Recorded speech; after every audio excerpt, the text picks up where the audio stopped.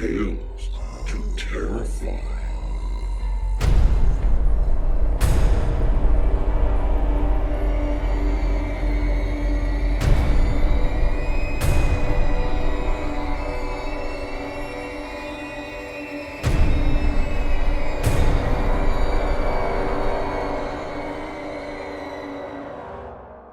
Good evening, children of the night. I'm Stephen Kilpatrick, your host for the evening. Step inside the cabin. We've got some stories for you. Now, this is usually where I might remark on the weather, and it's done just to pass the time. However, this is the fourth and final week that we will be fundraising for a while. The goal was to hear from everybody on staff, myself, Philip Oldham, and Scott Silk.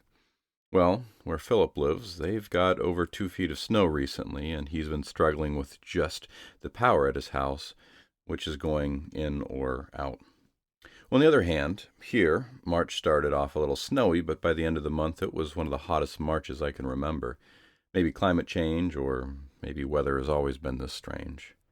So, getting his little bit to us has been a challenge. Let's dive in, though, and we'll hear from Tony first. So this is the fourth and final time for our, Tales to Terrify fun drive, month-long fun drive, where you've heard me, and imaginary seen me walking around with cap in hand trying to raise some funds for Tales to Terrify and for all the District of Wonders shows. And like I say, you've heard me waffle on.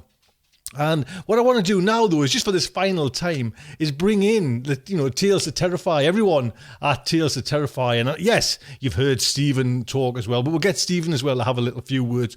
But also everyone, who works behind the scenes to kind of tirelessly bring you this fantastic show. Scott there and Philip, and hopefully we can get you inspired to kind of come over to Patreon and do the right thing. So I'm just going to hand you over to Stephen. Our money drives are important to us. We ran into some dire straits at the end of last year, and things are better than they were thanks to you. Tony's looking to the future on how we can make our fiscal foundations as stable as possible, while also looking to grow and expand into something better than what we are already. So for those that have already donated, thank you. For those who are about to donate, or better still, becoming a regular contributor through Patreon, I say thank you and thank you again. Good evening, children of the night. Assistant Editor Philip here. Now, Tony may have his hat out, but I just wanted to say thank you, thank you, thank you. Last fall, we were on the verge of shutting the show down because donations just weren't coming in, and in the time frame of about 2 months, not only did you, our listeners, come together to keep the show going, but we have actually managed to keep all 3 of our District of Wonders shows on the air. And here it is, spring 2016, and we're contemplating what it will take to become a professional market, paying our authors, our narrators, and, well, fingers crossed, our staff. This show has always been a labor of love. And when Larry passed, it was with heavy hearts that we kept the show going in his memory, and it has exploded since then, and I'm sure he would be proud of us. So here's what we need from you. First, if you're donating already through our Patreon account, thank you. If you're not, please consider a monthly donation of $1, $2, even $5 a month, less than Taco Bell or a cup of coffee. That really makes a difference. Also, please review us on iTunes. The more reviews we get on iTunes or on Facebook or whatever your podcatcher of choice is, the more people that will listen.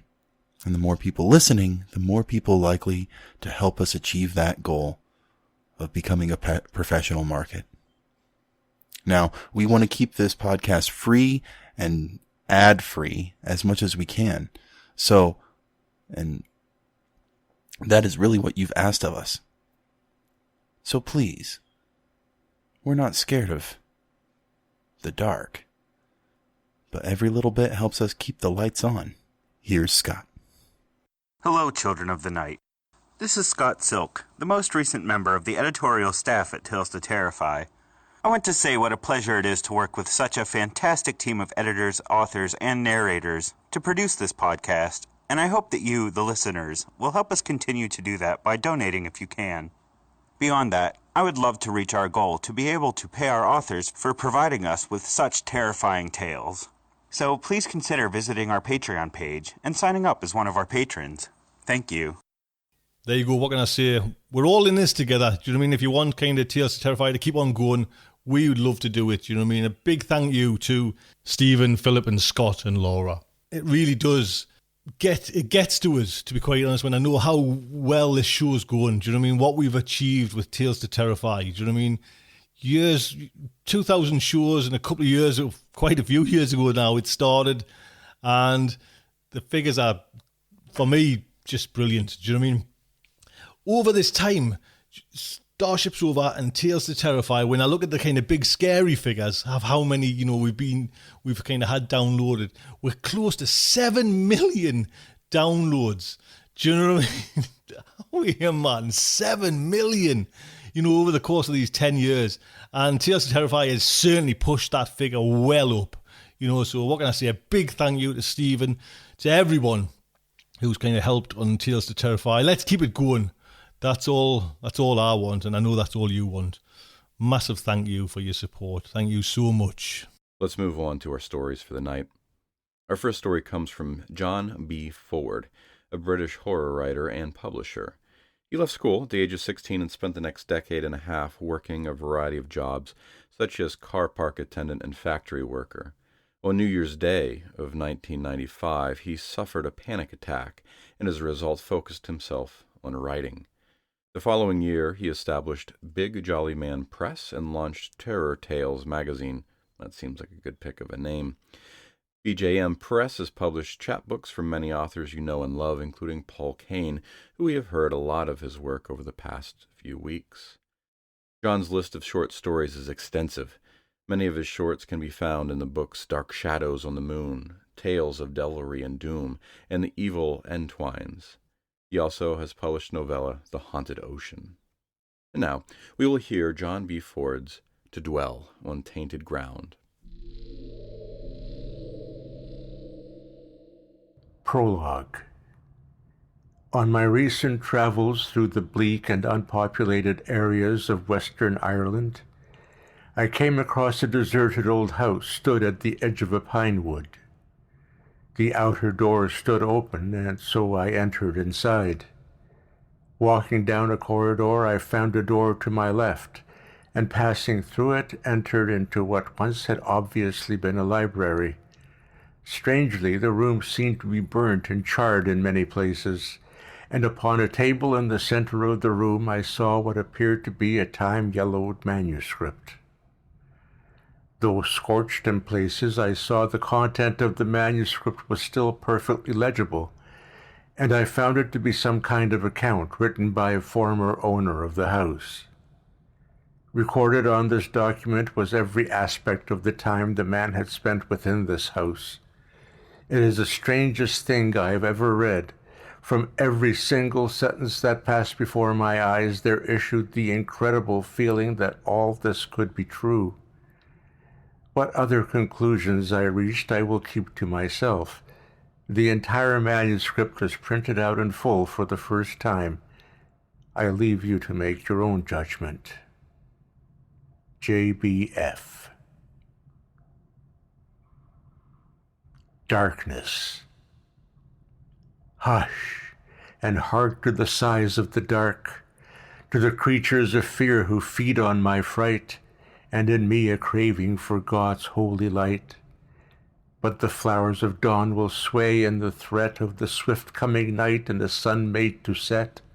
For this sun made to set is a time-ravaged orb that gives out false hope but will only absorb all the fluid of life and the essence of souls.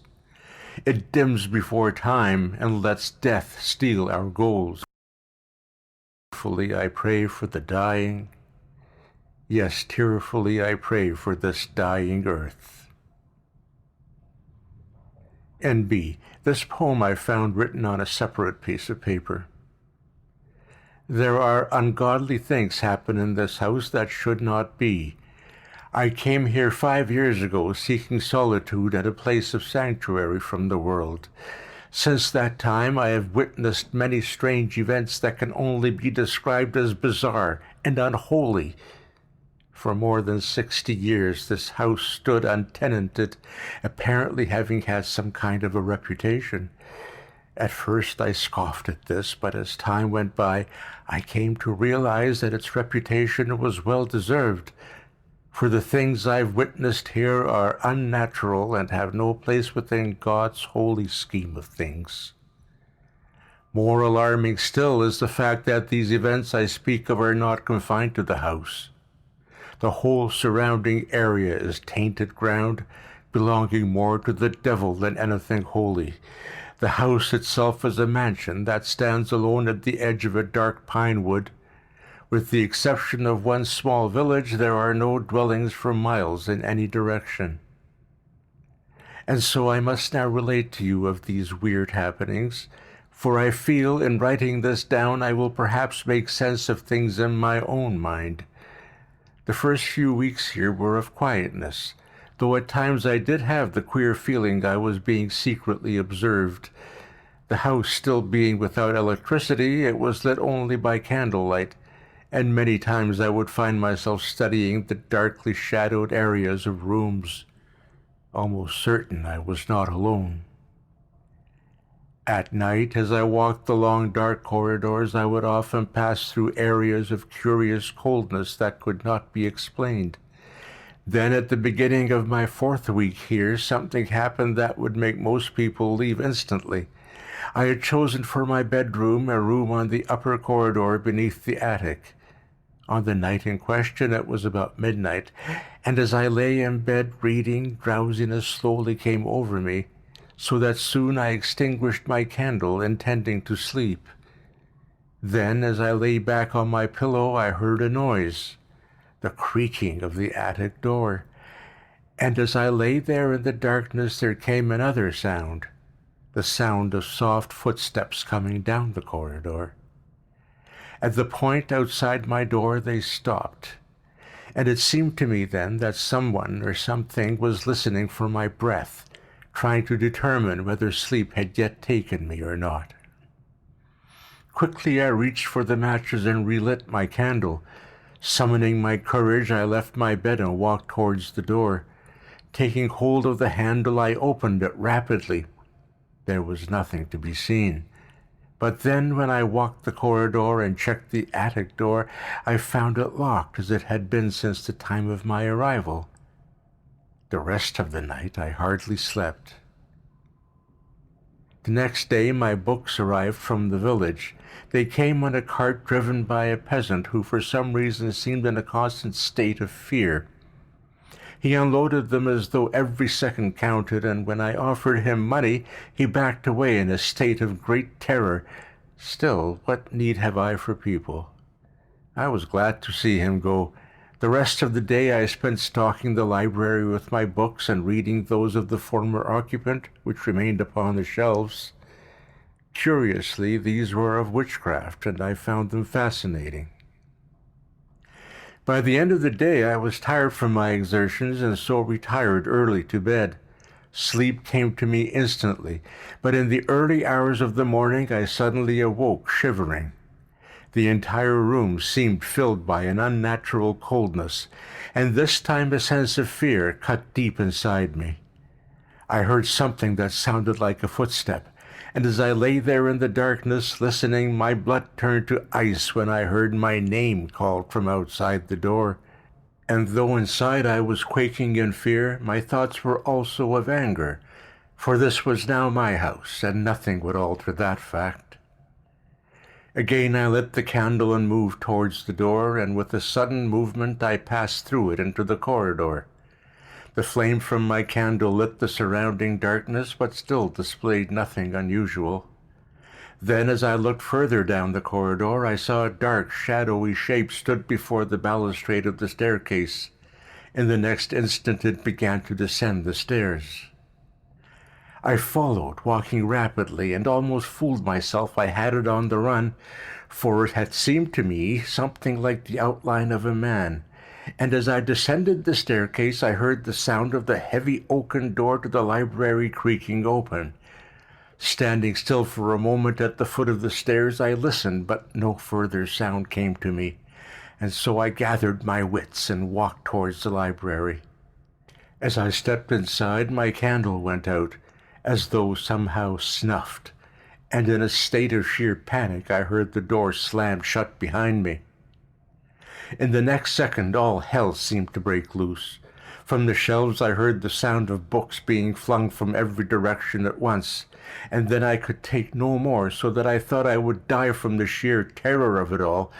But as my screams rang through the air, I felt my throat gripped so tightly that my breath was stifled.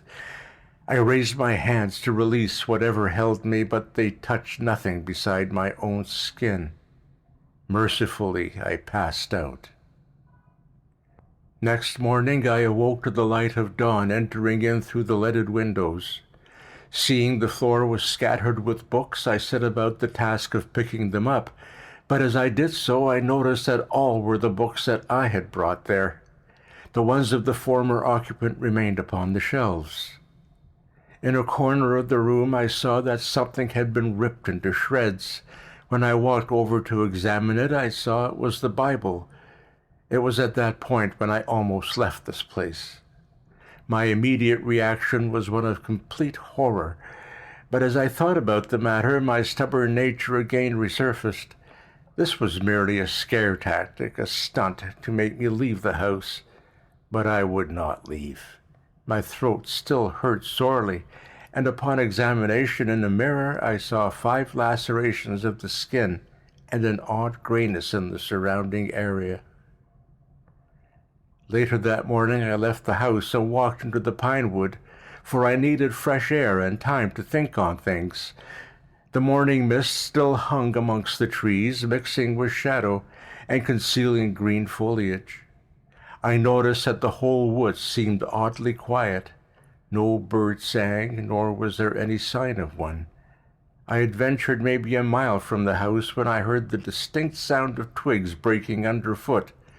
Then, when I happened to glance to my right, I saw what looked to be dark, shadowy shapes moving along to keep pace with me. But perhaps this was just an overwrought imagination, for in the next second I saw nothing. Trying to put the thought out of my mind, I continued walking. It was as I walked around a mass of thick rhododendron bushes that I saw something that definitely wasn't imagination. A figure of evil stood before the swirling mist, its entire body covered by black, leathery skin. It faced in my direction and studied me with green, luminous eyes of a vile intelligence. At that moment my nerves gave way. I turned quickly and ran madly in the direction of the house, but as I did so a dark satanic howl filled the entire wood, and I knew I was being pursued. I heard the sound of movement all around, and it seemed to me that every moment the unholy presences of the wood closed in. But somehow the sheer terror added speed to my flight, so that at last I broke free from the confines of the wood and ran across the open space of the lawns to the house. When I entered inside, I immediately locked both outer doors and secured every window, for it came to me then that the thing in the wood had been cloven-hoofed, and that I knew the whole wood to be populated by the spawn of the devil. The rest of that day I spent reading in the library, for though now a great fear had accosted me, still a burning curiosity remained within my mind. I needed to know more of this strange place. I would make an effort to understand it, and so I began to read the books on witchcraft, the days turning to weeks as I became engrossed by them. The house became quiet, almost as though on its best behavior on approval of my research. But as time passed by, a thing of physical curiosity began to bother me, for the patch of grayness on my neck had begun to spread upwards and onto my face. At this point I gave up traveling to the village for my food supplies, for my physical appearance had begun to attract attention. Instead, I deposited monies at a store and had my groceries left once a month in a disused cattle shelter about a mile from the house. This routine carried on for over 4 years, and in this time I began to feel more at one with the house, almost a part of it. Then one day I came across a self-penned book of experiences and vile practices. A previous tenant had studied and practiced the black arts.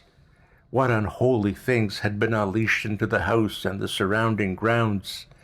With a sudden horrible realization, I knew the house approved of what I was doing. I was being drawn towards these evil practices. Anger flooded through me. I collected every one of those satanic books and carried them to the front lawn, stacking them together. Dousing them thoroughly with paraffin, I struck a match, threw it, and watched them burn. But as the flames flickered upwards, I looked back toward the house once more, and for the first time in 5 years I became afraid. And though the house continued in its quietness, still a sense of fear grew in me, for I knew it merely bided its time. It would have vengeance. The quietness ended a month ago. Late one night as I walked the upper corridor to my bedroom, I noticed the attic door stood ajar. At that, a chord of terror struck deep within me, but still a sense of curiosity reigned. I approached it, and by the light of my candle I saw a flight of small wooden steps leading up into darkness. I walked upwards slowly and in silence, prepared to turn and flee at the slightest noise. At the top of the stairs I saw another door. I turned the handle and opened it inwards, my candlelight partially illuminating a dust-filled room. The nearest part of the room appeared to be empty, but further away I saw something laid upon the floor in a more darkly shadowed area. I walked cautiously across the floor towards this object, feeling drawn by something more than curiosity. But with the revelation of what I then saw, I froze in terror. Before me lay an open coffin, and within lay the grave-faced corpse of a man. And as I stood there, paralyzed by fear, the eyes of the corpse opened. A draught of wind came from nowhere to extinguish the flame of my candle, and at that moment my screams filled the air, for the eyes of the man had focused on me. They burnt through the darkness like two glowing orbs of fire. I thank God that I regained the ability to move, so that I fled from that terrible room, slamming the door shut behind me.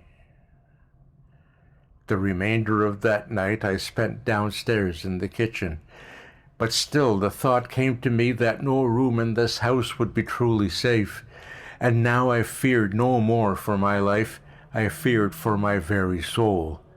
For when I stared upon the face of that corpse, its features had changed in one instant to those of my own. I fear now that these days and nights will be my last. I have neither the will nor the ability to take any place in society. My bodily strength seems to be waning now. The grayness now covers my entire face. Yesterday evening I tried to lose myself by reading a book in the library.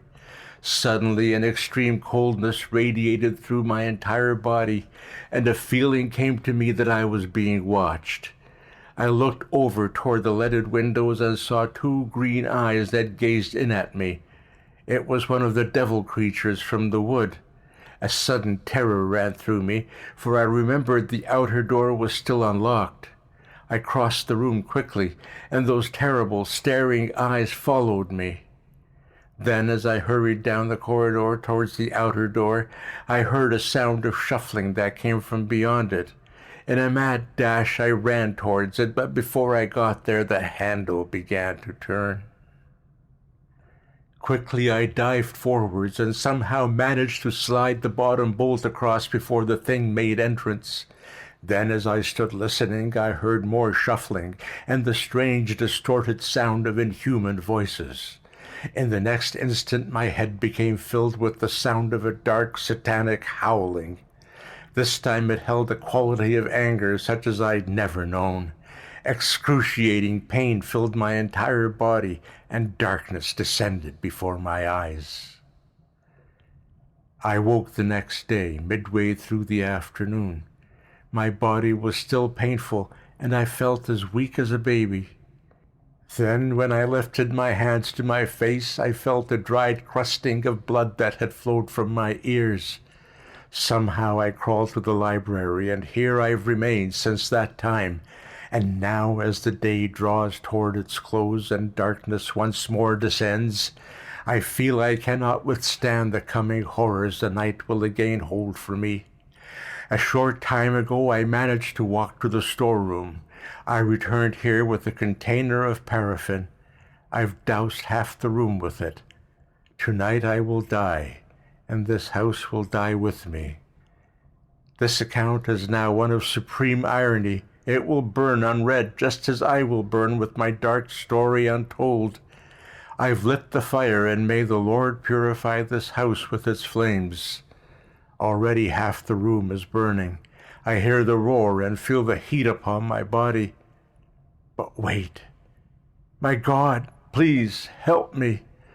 Something is forming amongst the flames. It's staring at me from amid the flames. Please, God, it's moving towards me. It's reaching. Epilogue. Here the account ended. There was no sign of a corpse in the room, and the rest of the house is undamaged. Out of curiosity, I walked up to the attic, but found it locked. One strange fact I've neglected to tell you is that, despite what the account says, I found the library stocked with arcane books of witchcraft. I've since read many of them, and find them fascinating. In doing so, I've reached my own conclusion about what formed amongst the flames. It is too incredible to even impart to you. This whole house interests me intensely. JBF.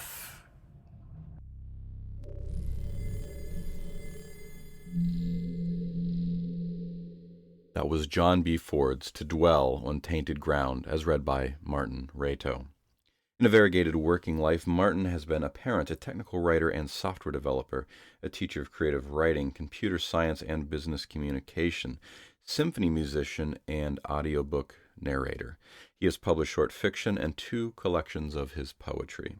As always, thank you, Martin. Next up will be a story from Rick Kennet. He was born and lives in Melbourne, Australia, where he works in the transportation industry as a motorcycle courier. His first published story was Troublesome Green. Following behind that story were many others such as Isle of the Dancing Dead, Due West, and Chinese Whispers. Also his short, The Dark and What It Said, landed him a Ditmar Award for Best Short Story. Our ally in the dim light of the podcastosphere, Pseudopod, aired his story, The Dark and What It Said, in episode 272. I'll link to that if you are interested.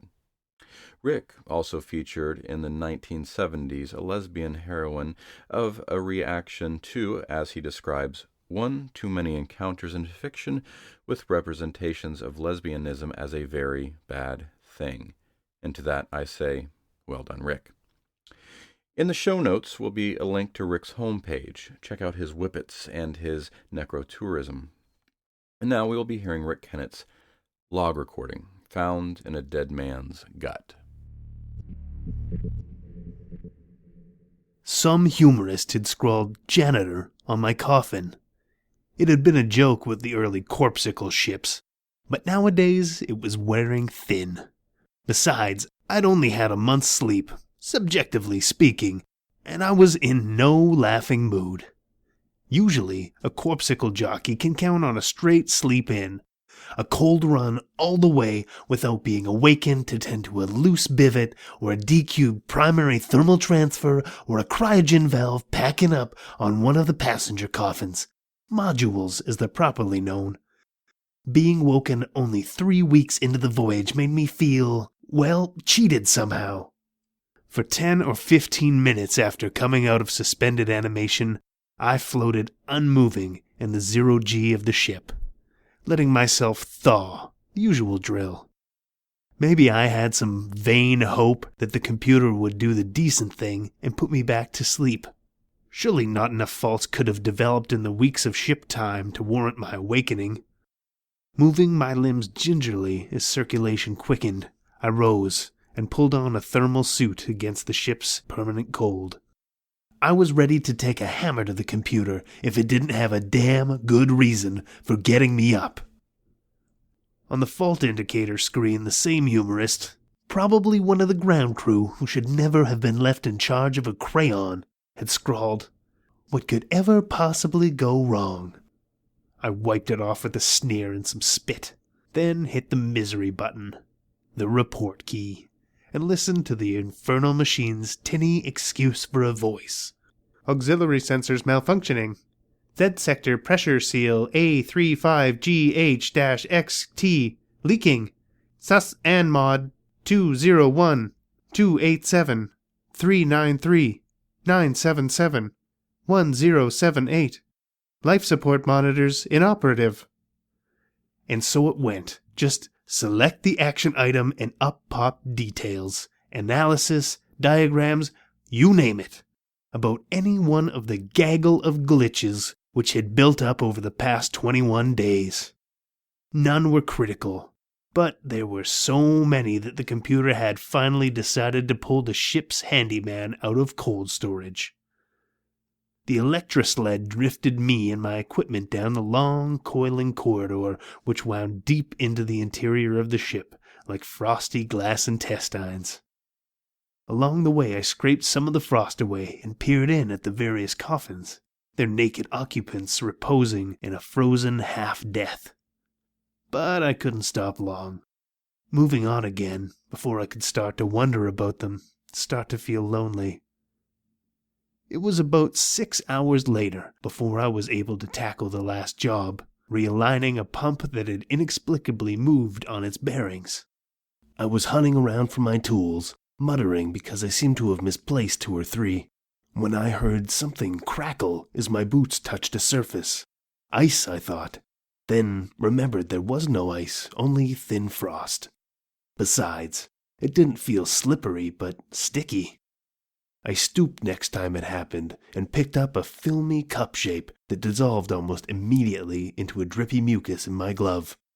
I couldn't understand it, so, being human, I ignored it, or tried to. Riding the sled back to my coffin, I thought I saw them again, here and there, floating in odd notches and spaces. The experts say you don't dream in suspended animation. Hell, what do they know? I was going through the second warm-up of the voyage. I had a memory, more an impression, that something had been peering down at me through the lid. Like all dreams, the more I tried to recall it, the more it eluded me, and by the time I dressed and responded to the computer, it was a fading uneasiness. Anyway, now I was angry. The screen was giving me the come hither with another run of faults and breakdowns, and this time they'd built up in a mere week. A week! A lousy 7 days, and the bloody ship was falling to bits again. Was I making corpsicle history, or what? I'd heard of jockeys being busy before, but this was ridiculous. And to make matters worse, hardly before I dressed, my bowels reacted against my agitation, causing me to wobble off to the toilet. Afterwards, I had to do some impromptu plumbing to stop the damn thing flushing. Set grav stabs T-cubed. Port lighting circuit faulty. Valve 3 water storage tank 9 leaking. And on and on and on. All routine work, too. Nothing to take me outside on the hull or into exotic parts like the star drive. Pressure monitor J section in op. Pump 1 ref hold 4 in op. Air filters vent room 2 in op. Toilet still flushing. A long time later, I sledded back to my living area, completely leg-headless with fatigue. After a meal of regurgitated algae, it occurred to me that I hadn't seen any more of those filmy cup things. Perhaps I hadn't seen them at all. This is what I told myself, and even began to believe it. After a long, authentic, warm sleep, I began a final, unhurried inspection of the ship. Big, quiet, and empty, except for my 2,000 passengers, who weren't much company. I opened inspection hatches, checked storerooms and refrigeration holds. It took 3 hours and kept my mind busy, which was a good thing. Otherwise, I could easily have believed the whisperings following me were real. I dreamt of the face again, an ovoid smudge but with eyes vivid and ruby red, staring.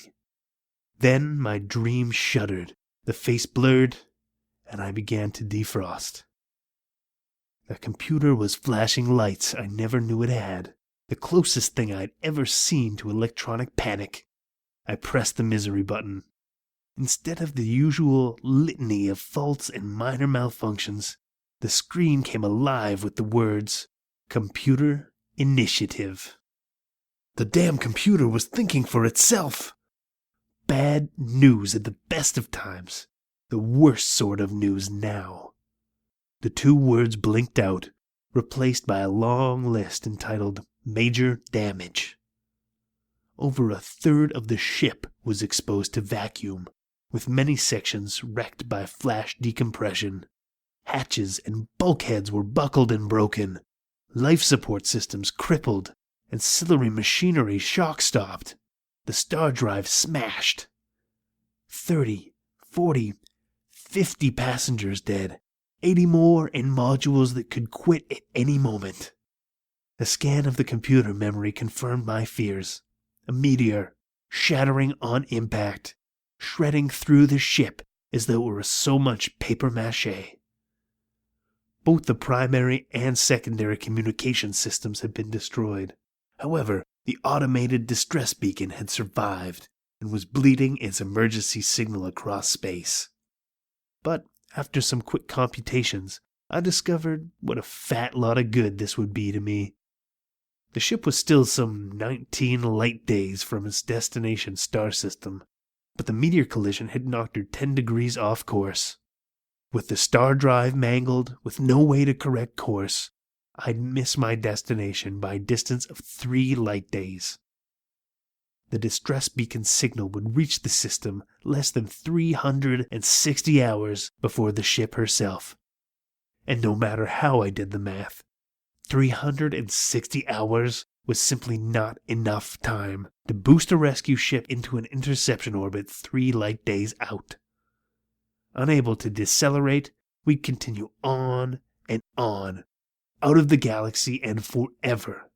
A corpsicle jockey is a jack of all trades and even a master of some, but effecting major repairs to a smashed star drive isn't one of them. I kicked away from the computer and let myself fetch up in one of the corners of my living space. If I went back into suspended animation with a "Do Not Disturb" sign on my coffin, I'd probably last years before the cryogenic systems eventually failed, backups and all. But that felt too much like ducking out. I'd be deserting the passengers who I was supposed to be looking after. Then an alternative occurred to me. The engineering sections were in vacuum, and all hatches leading there were jammed shut. So, trailing the biggest cylinder of vac seal, that is, gunk, I could find, I set out across the hull with all my usual space-suited clumsiness. It took me 10 minutes to waddle to the impact area, an elongated furrow with rippled metal edges. It was large enough to admit my arm, which I did to check the shape of the hole. My fingers passed the inner edge and were wriggling in the emptiness within when I pulled them out smartly. I just had the irrational fear that something was about to reach up and touch me. Gunking the hole took 1 or 2 minutes. Then I signaled the computer to flood atmosphere into the evacuated areas from all undamaged air tanks. This would leave me with no reserve in case of further leaks, but that wouldn't matter soon. Back inside, and the computer had begun its idiotic demands for maintenance again. Hydraulic leaks and lighting faults and magnetic bearing fluctuations and, God, wasn't it programmed for futility? Then I turned away and it suddenly said, "They resemble a combination of jackrabbit and bulldog. They wear breeches, a red jacket, and spats. They love to fly and are the hobgoblins of mischief and sabotage." I clutched my hair and kicked the stupid machine, an action which pushed me forcibly back against the far wall. What the computer gibbered next, I don't know. But then I was too busy lasering my way through several jammed hatches until I reached engineering. On the way to the power core, I stopped to have a look at the star drive. By the weak illumination of the emergency lighting, I saw that the damage wasn't as bad as the computer had made out, though it was bad enough. The housing was split and debris embedded in the walls. The main dyrochrome coil floated sprawled and unreeled, like something disemboweled. It was repairable, but not by me. There were people on board whose skills and knowledge would dismiss the task as child's play, but they were all tucked in nice and cold, and I was incapable of waking them. Sometime, while floating there, a spasm of self-preservation, of self-pity, must have overtaken me, because I suddenly found myself trying to shift the wreckage, trying to re-embowel the drive, getting nowhere, cutting my hands, my vision clouding wet with bitter tears. Round about the broken machinery, the shadows started whispering. I kicked away from the wall, propelling myself towards the door. It was time to go. If I was going to start hearing voices, it was time to go.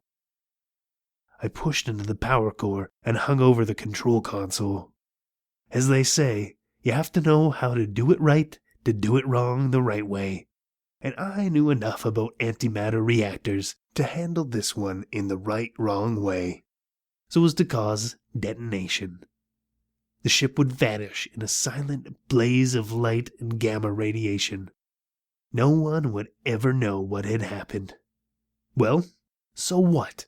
It'd give other corpsicle jockeys something to ponder on during their long, cold runs to the stars.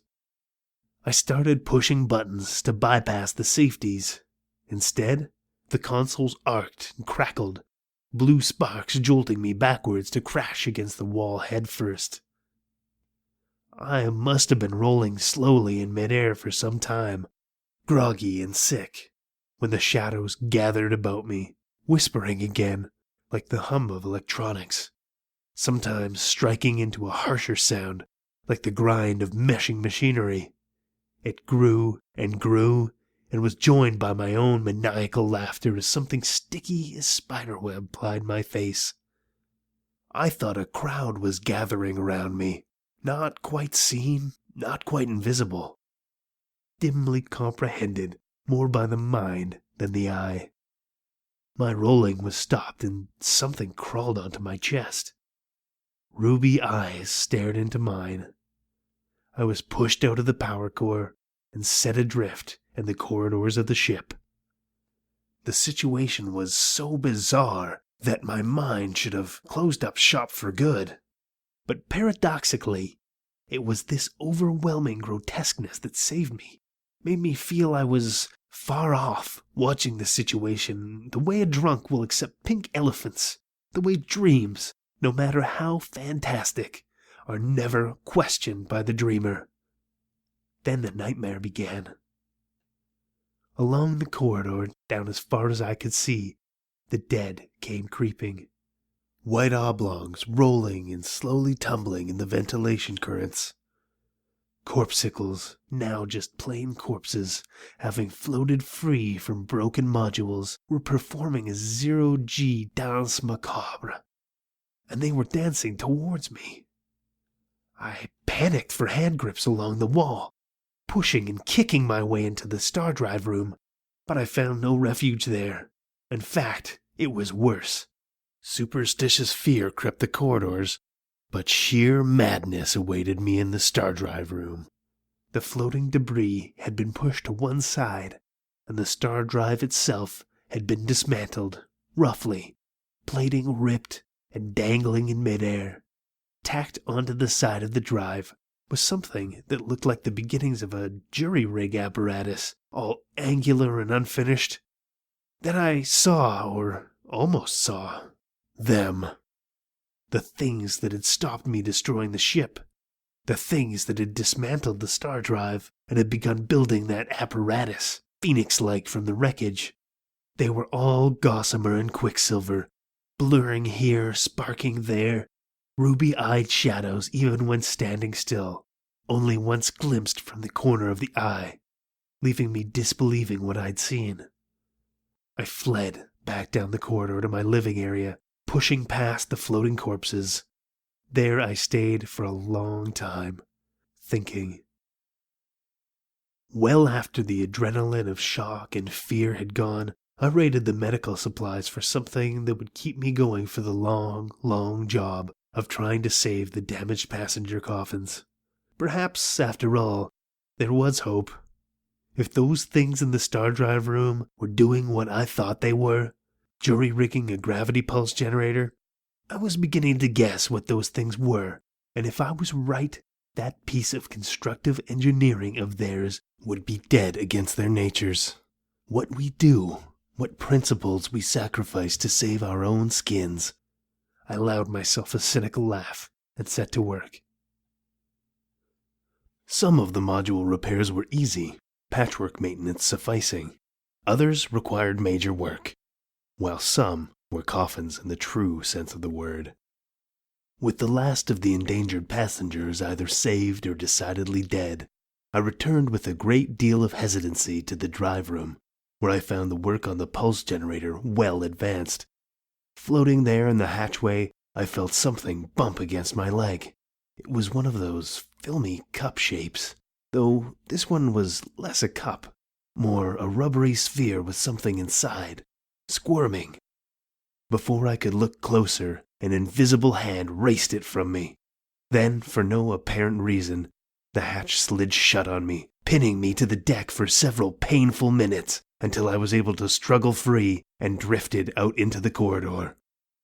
So that was how they wanted to play it, was it? I should have guessed. I know now what they were, that they had probably coexisted with humanity for millennia, feeding on our anger and frustration like we feed on grain and cattle. And now I was taking them with us to the stars. They weren't about to let me blab about their existence. Hell, people would get self-conscious rather than angry when things went missing and machines broke down. It'd be tantamount to total famine. I got back to my living area, past no floating corpses this time, and always glancing back to see the shadows following. When I arrived, I slammed the hatch and dogged it tight. It was the only door not lasered to slag between me and them, and I didn't have much faith in it. I couldn't go back into suspended animation. They'd make sure of a malfunction and I'd die in my sleep, only if I could stay awake. I swallowed more stimulants, wondering what an overdose would do to me. The emergency beacon was still operating, bleeding its signal out into space.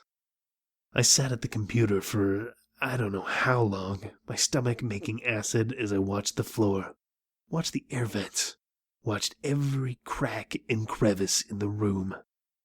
Suddenly, deep within the ship, came a sudden sound, like and unlike the discordant hum of a star drive in operation. The sound rose, swelled, filling the ship for an instant, and died abruptly. From the computer came a babble of electronic fright, a warning of fire in the star drive room.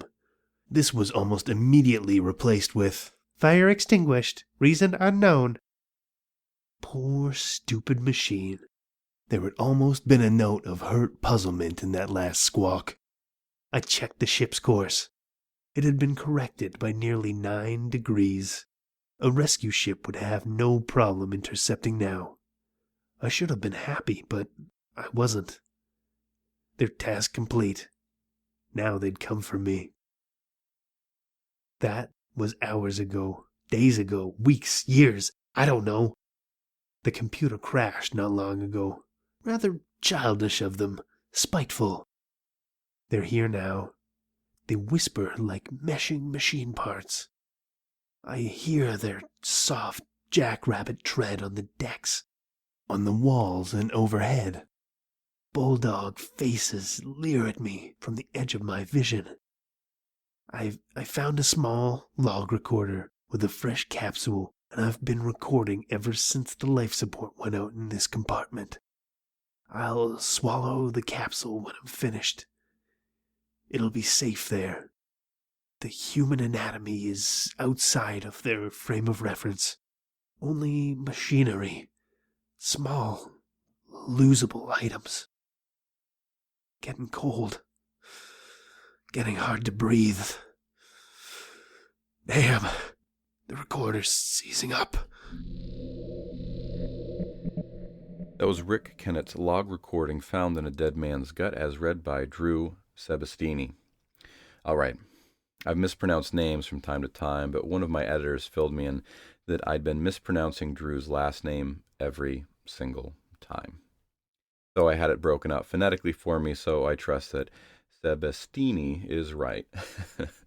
You haven't experienced true horror until you've weathered a winter in the bleak, frozen waste of the Canadian prairies, and Drew has survived quite a few. He's been spinning tales since he was old enough to hold a pencil. Most often, Drew flexes his creative muscle as an advertising copywriter and creative director. He hopes you won't hold that against him. But in his spare time, he moonlights as a voiceover artist for radio and video commercial work. Drew lives in Saskatoon, Canada, with his wife, son, and a menagerie of furry creatures. Thank you, Drew. That will be our show for the evening, Children of the Night. Join us again next week for another episode of Tales to Terrify.